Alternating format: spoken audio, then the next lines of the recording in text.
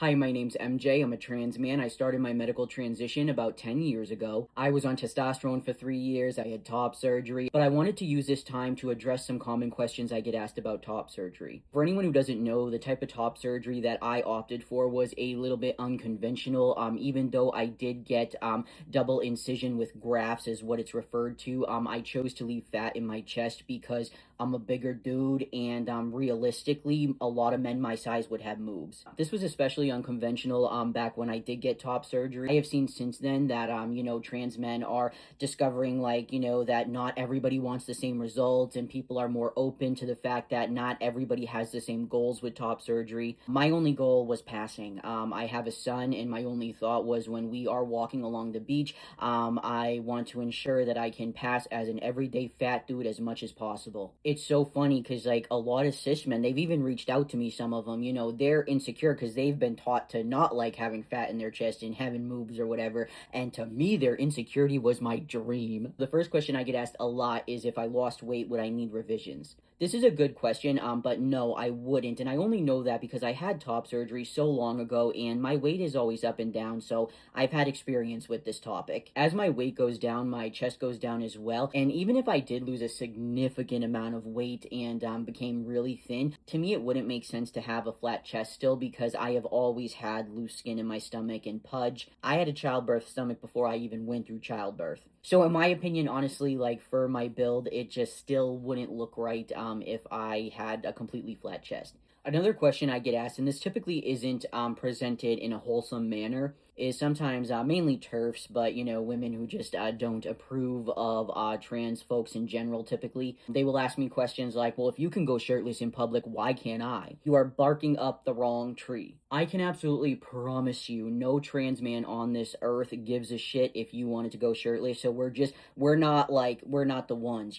not the ones to address that to. Where I'm from, it's actually I live in New Hampshire. It's actually technically legal, I believe, for women to go out shirtless. But asking this is really, it's transphobic.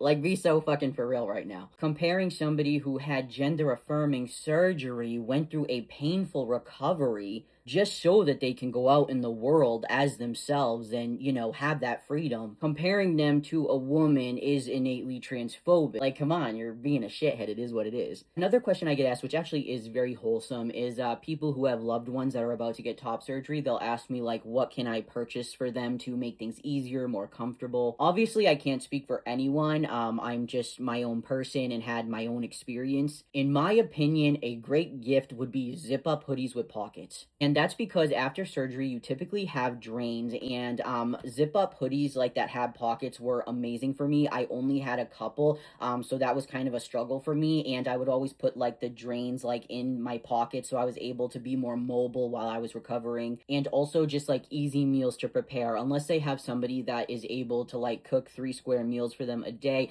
I did not have that at the time. My parents did help me, but I had my son, so obviously I wanted them to center their care on my son. So having access to foods that are like easy to cook would have been so helpful.